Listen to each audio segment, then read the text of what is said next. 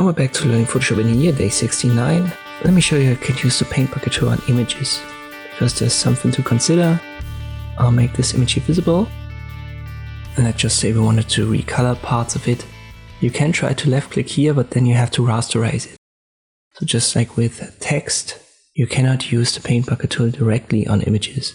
And if you want to keep the image and not turn it into a raster, you have to use a different method. So let me press Ctrl Z here until we've arrived at our image again.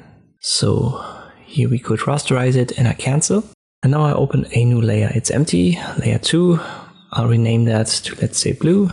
Then I switch back to the image in the layers menu. I use the quick selection tool and then let's say I select this mountain right here.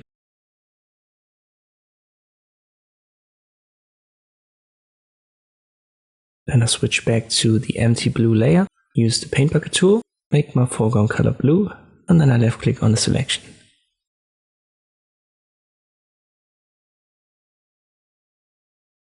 Ctrl D or select deselect up here.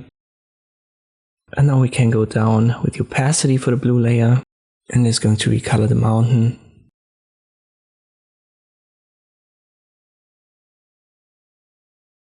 Let's do it for the other side as well. I use an extreme color, let's say green.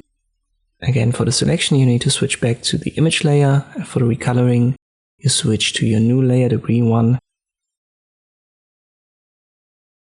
Use paint bucket tool, left click on the selection, Ctrl D to deselect.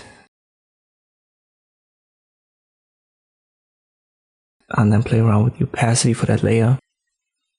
And this is a non-destructive way to play around with images and recolor them.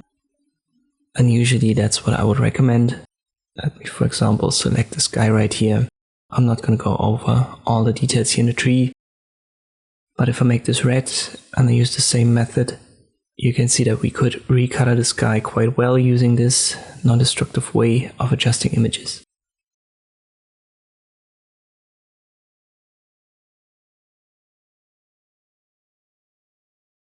As always, you will find the image in the description below if you want to use the same.